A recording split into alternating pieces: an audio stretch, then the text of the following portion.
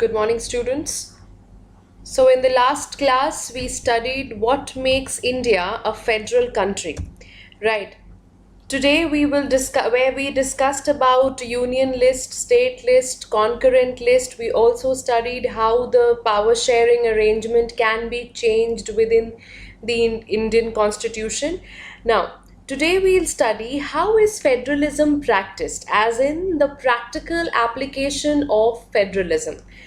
Now, if you see the constitution, if you refer to the provisions in the constitution, then you'll see that the constitutional provisions are very important for the success of federalism. That is a base of our country, right? But these aren't sufficient. Why? Because if the federal experiment has succeeded in India, it is not only because of the provisions, it is because the success of federalism in India can be attributed to the nature of democratic politics. India has proved with times immemorial, with history, that India has valued a democratic government. India has given space to democratic politics. Okay, it has given voice to one and all. Right. Now, this it has ensured that the spirit of federalism, respect for diversity, desire for living together is the shared ideal in our country. How?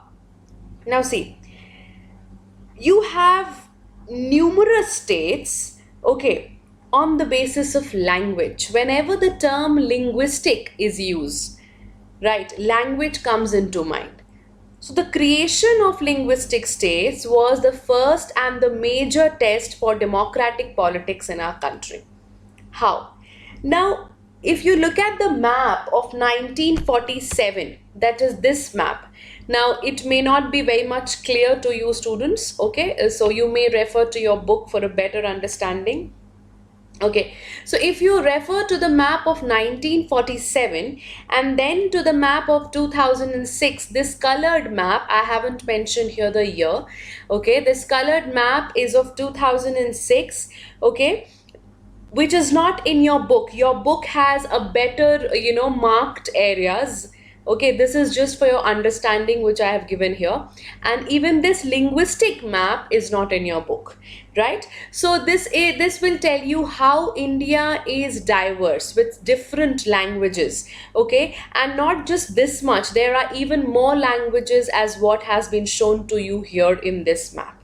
Okay, because there are regions within the states. Okay, then there are subdivisions of those further regions. There are different people accommodated in one area, right? So you see many changes over here. You see the name of here it is Rajputana and here it is Rajasthan, right?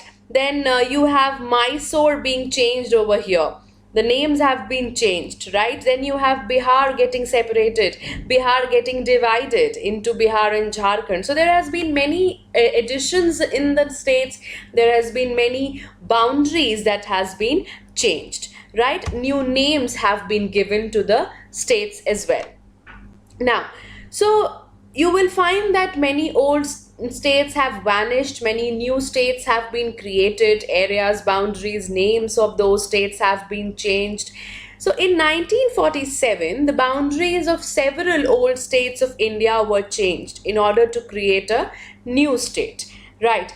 So this was done to ensure that people who spoke the same language lived in the same states, and some states were created not on the basis of language but on the basis of culture, ethnicity, geography. Okay, such was your northeastern states. Then you have Uttarakhand, then you have Jharkhand. All these states, they were on the basis of culture, on the basis of ethnicity, and on the basis of geography. Now, earlier, when central government wanted to create such states, it was not very happy. It actually resisted the creation of linguistic state for some time, but later on Because why it resisted was that it felt that just now India has got independence, right? And then if I bifurcate, and if the center will bifurcate the states on the basis of language, then instead of uniting the country will be divided. People speaking same language will, maybe they'll support the interest of their own people, okay, who speak the same language, and that is how tomorrow there will be more states who will demand the different statehood on the basis of their language. These were the probabilities, these were the fear in the mind of the government, but the result proved to be absolutely different. These creations of the state proved that different states on the basis of language, that is different state, different linguistic states, proved that the government is being democratic, the government is addressing the needs, the demands, the aspirations of the people, and that made the country even more united. Okay, now a second test for the Indian Federation was the language policy. Okay, that is the national language, right? So our constitution does not give the status of national language to any one language, but Hindi was identified as the official language. But Hindi is the mother tongue of not everybody, right? And there what became a controversy. Okay, that Hindi is not the mother tongue of all, it is a mother tongue of only about 40% of the Indians. Now, there were many safeguards to protect other languages also. I have shown you in the map how many languages were there, right? So, that was the controversy. There are 21 other languages apart from Hindi which is recognized as scheduled language by the constitution. So a candidate, the issue was a candidate in an examination conducted by the central government positions may opt to take the examination in any of these languages. 21 languages. States too have their own official language. So much of the government work takes place in the official language of the concerned state. And that is why recognizing Hindi as the only national language was not very much appreciated. Therefore, it remained the official language, and that is why the example of candidates giving exams, states having their own language, official languages, being told to you.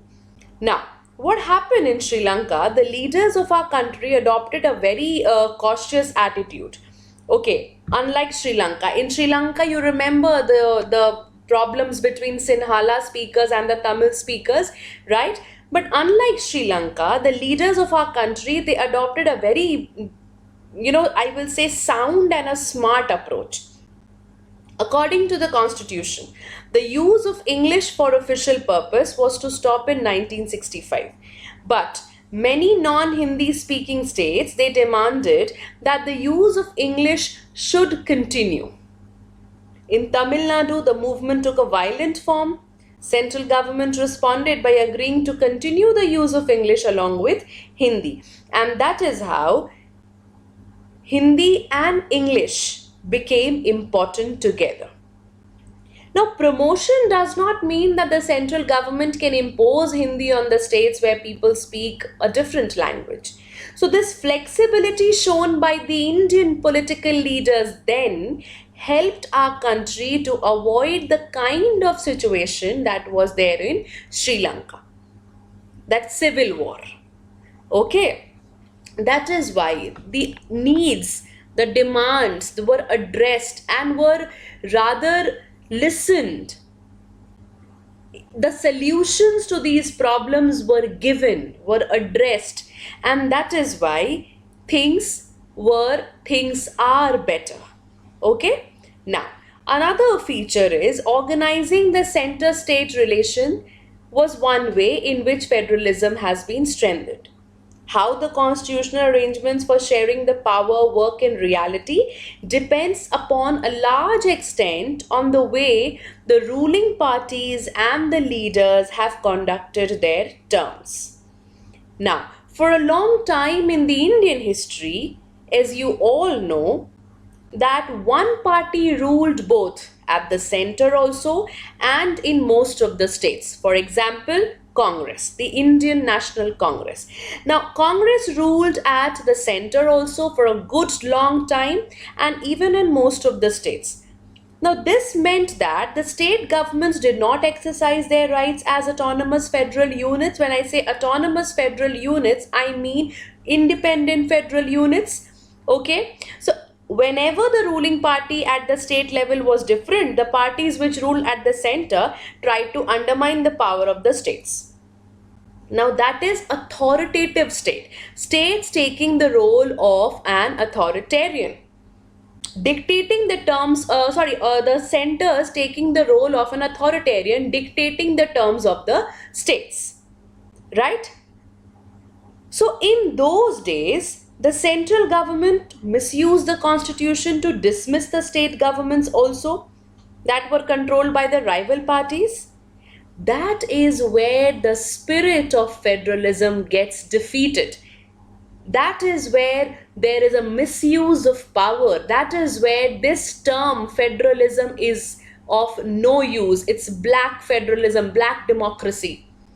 When center starts dictating states openly, dismissing the governments, right? But all of these changed after 1990s. Okay, now how it changed, why it changed, that we will discuss in our next class. Okay, I'll stop here for the day. If you have any problem, please let me know, students. Thank you.